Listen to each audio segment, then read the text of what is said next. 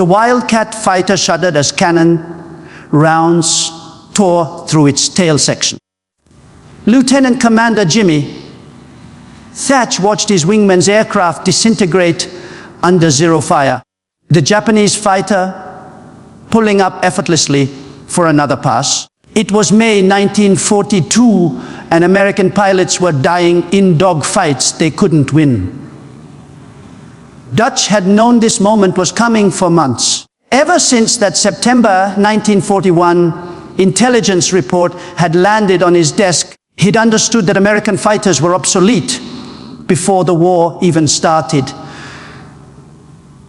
The Japanese Zero could outturn, outclimb, and outmaneuver every aircraft in the Navy's inventory. What he hadn't known was how completely helpless American pilots would be. The traditional fighter tactics, the formations every naval aviator had drilled into muscle memory, were worse than useless against the Zero. They were suicide. The math was simple and brutal. In a turning fight, the Zero could complete its turn and get guns on target, while American Wildcats were still trying to come around. By the time a Wildcat pilot realized he was in trouble, Japanese tracers were already walking up his fuselage. Pilots were dying before they understood what killed them. And Thatch knew it was going to get worse.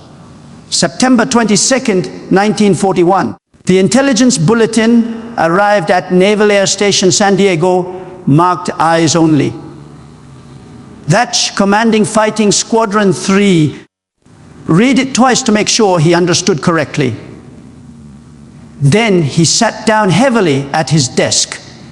The Japanese had a new fighter, the Mitsubishi S6 Pendalia. Intelligence sources in China reported performance specifications that seemed impossible. Rate of climb, 5 hours per minute, turning radius impossibly tight, maximum speed 330 mph, combat range 200 ms. Every single specification exceeded American fighters. The F-4F Wildcat Thatch's pilots flew was slower, climbed worse, and couldn't turn with the Zero. In a traditional dogfight, American pilots would be at a disadvantage in every engagement. Thatch carried the report home that night. He lived in Coronado with his wife and young daughter, a modest house near the beach where he could see Navy aircraft practicing over the Pacific. That evening, he sat at his kitchen table long after his family had gone to bed. He pulled out a box of matchsticks and began arranging them on the wooden surface. Each matchstick represented a fighter. He'd move them around, simulating attacks and defensive maneuvers, trying to visualize what formations might give American pilots a chance. Hour after hour, night after night, Thatch moved those matchsticks. His wife would find him at 200 a.m., hunched over the table, rearranging the tiny wooden sticks and muttering about angles and separation distances.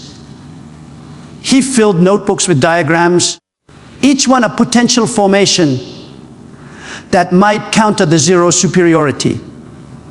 Everything he tried failed. If he bunched fighters together for mutual support, the Zero's superior maneuverability let it pick them apart. If he spread them out, the Zero could engage them individually.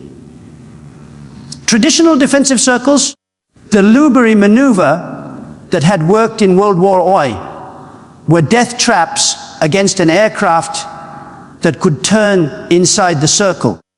The Navy's tactical doctrine assumed rough power between fighters.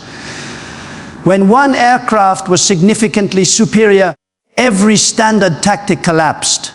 Thatch was trying to find a formation that would let inferior aircraft defeat superior ones through teamwork alone. It seemed impossible.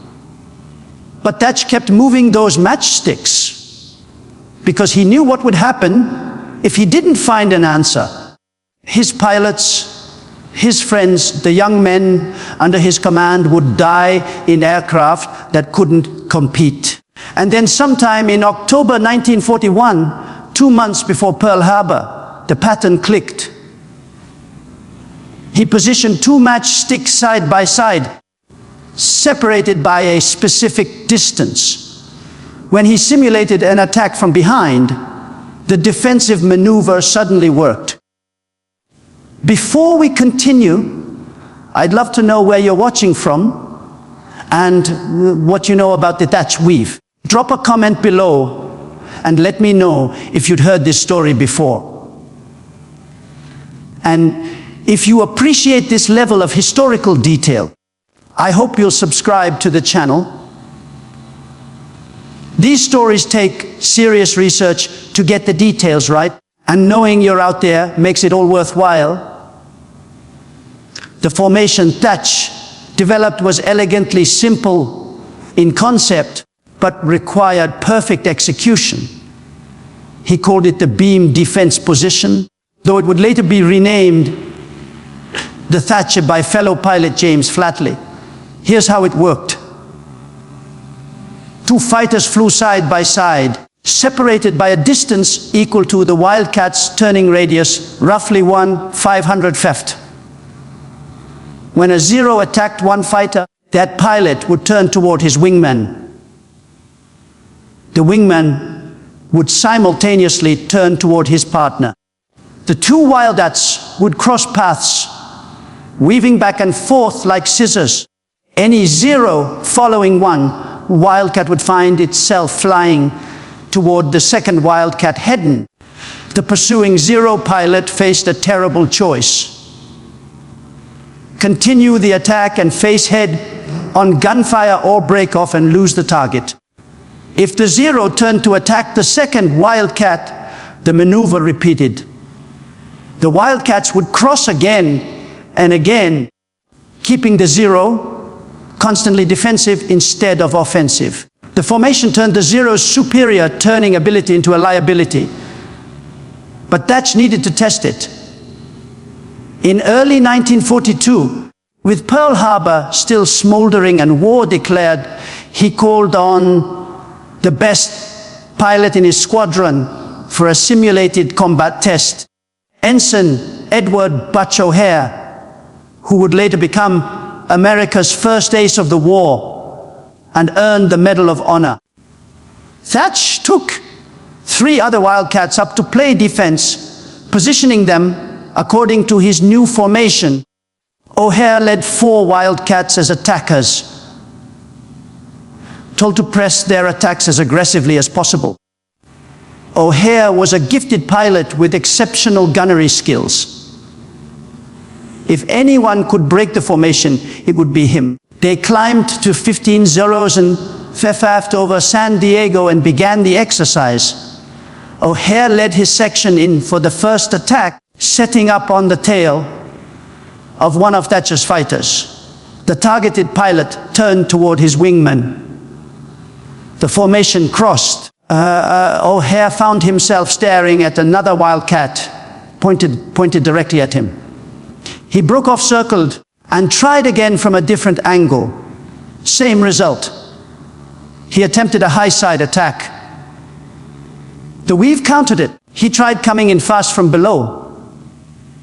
The formation adapted and forced him defensive. After 20 minutes of simulated combat, O'Hare landed frustrated but excited. "Skipper, it really worked," he told Thatch.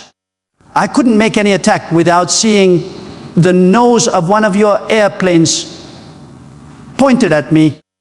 The formation worked in theory and in practice against friendly aircraft, but Thatch knew the real test would come against actual Zeros in combat. He drilled his squadron relentlessly on the Weave, emphasizing that timing and coordination were everything. The 2 wingmen had to turn simultaneously, maintain proper separation, and trust each other completely. Some pilots questioned whether such a complex maneuver could be executed in the chaos of combat. H understood their concern. Traditional fighter tactics emphasized individual skill and freedom of action. The weave required subordinating individual initiative to team coordination. But he also knew they had no choice. American industry couldn't produce a fighter superior to the Zero overnight.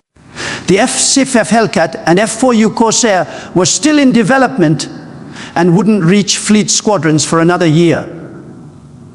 Until then, American pilots would face the Zero in inferior aircraft.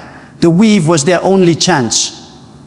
In April 1942, most of Thatcher's experienced pilots were transferred to other squadrons being formed for the expanding war.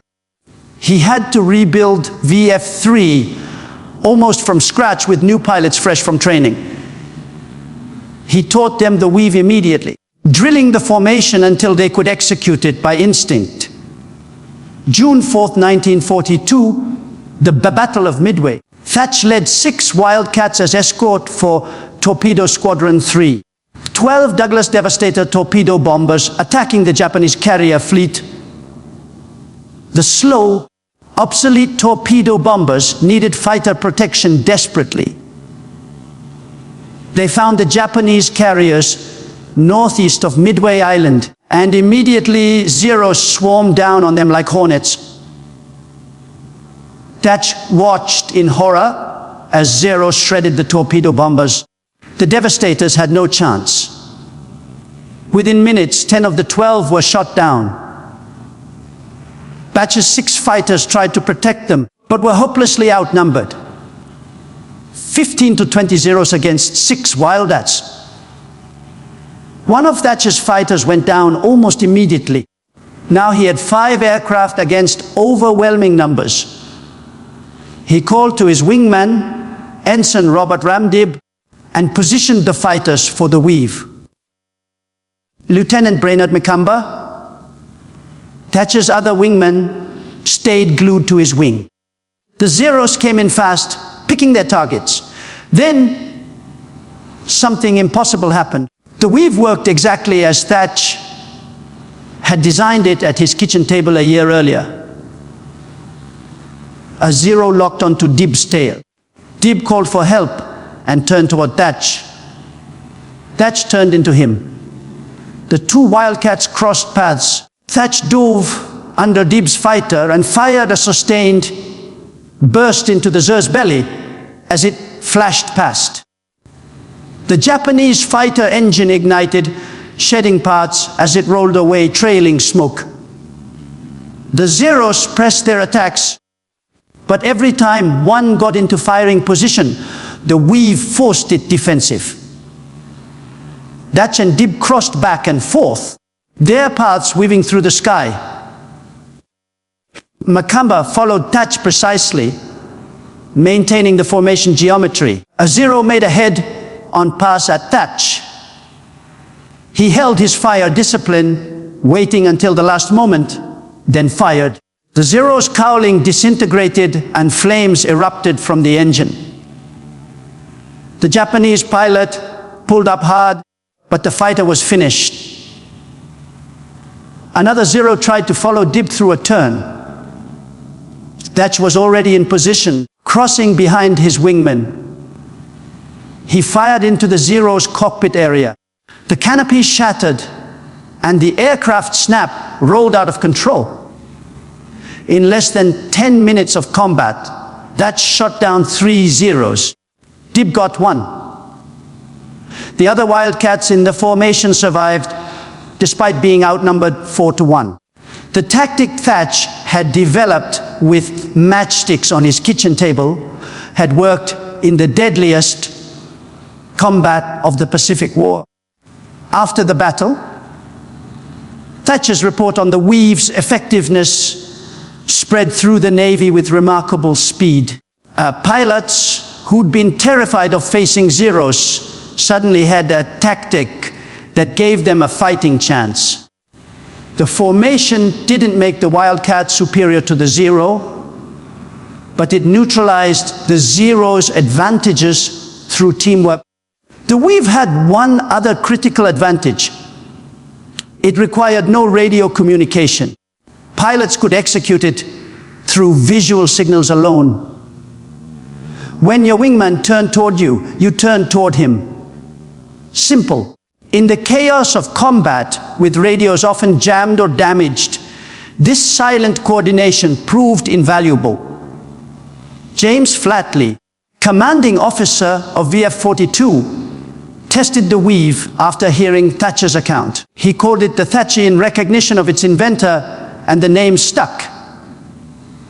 By August 1942, the Weave was standard doctrine for Navy fighter squadrons throughout the Pacific.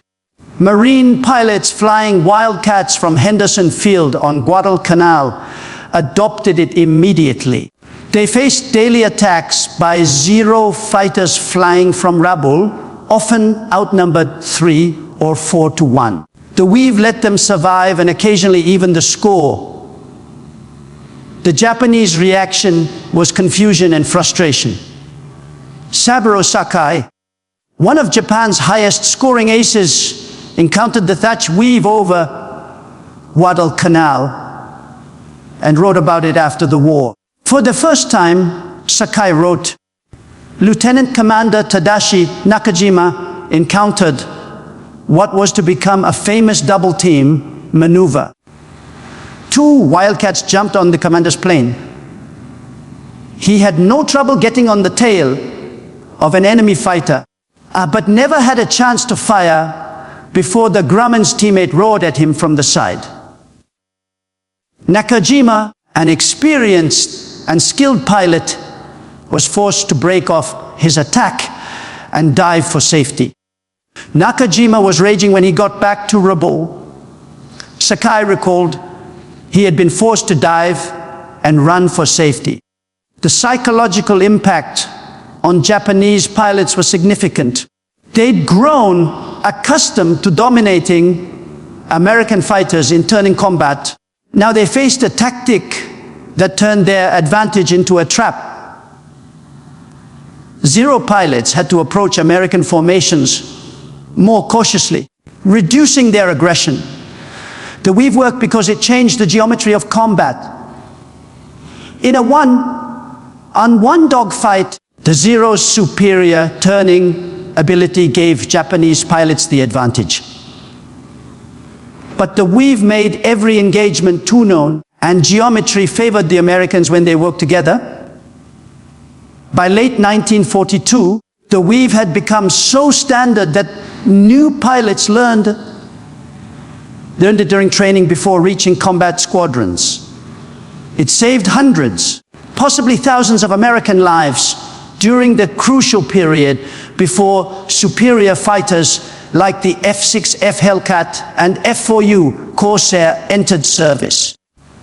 The Army Air Forces noticed the Navy's success and adopted the Weave for their P-38 Lightning and P-40 Warhawk fighters in the Pacific.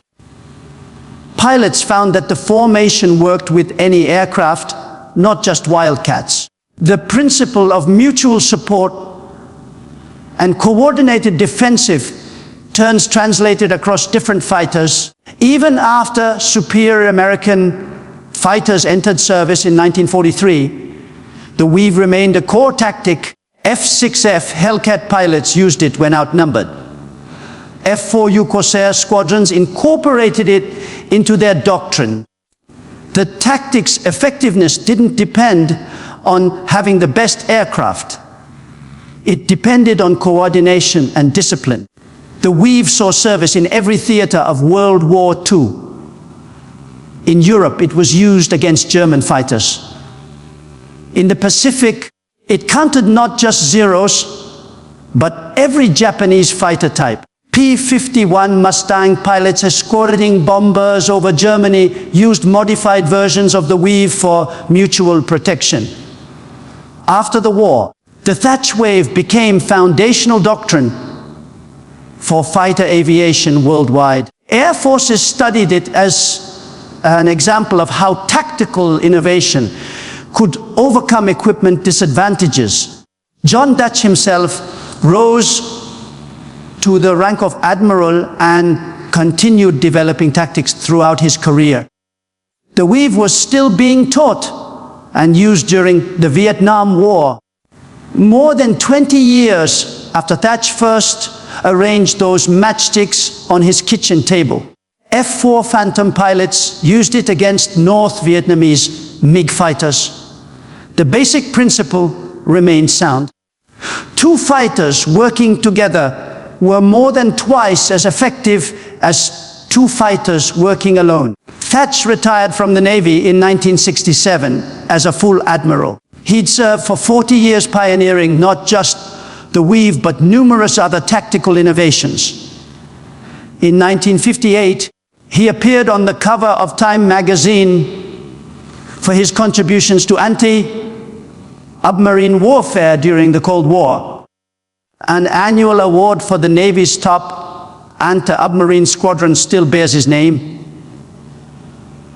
But he's best remembered for those matchsticks, for the nights spent at his kitchen table, moving small wooden sticks around while his family slept, searching for a formation that would keep his pilots alive.